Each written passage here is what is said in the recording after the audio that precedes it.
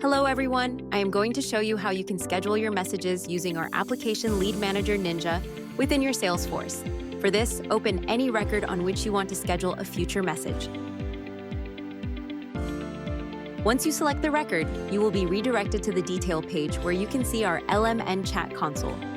If you want to replace or change the position and placement, you can do that as well. Once done, you can type a new message or insert a template as well. You can create your templates as per your requirements. Once you create or type a message, click on the clock icon. This will ask you to select a time and date for scheduling your message. Once you select, click on Schedule and the messages will be scheduled. To view all the scheduled messages, click on the clock icon again, and you can view all the scheduled messages that you have scheduled.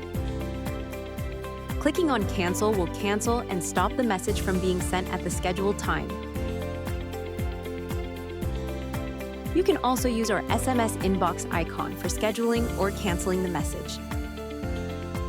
Again, you can insert a template and schedule it the same way that we did earlier. Please mind any of the messages that you have scheduled will be available on both the UIs. Next, you can not only send or schedule one-to-one messages, but you can schedule bulk messages as well. Open any of the bulk messaging features of our application. Select a report on which you want to schedule the message.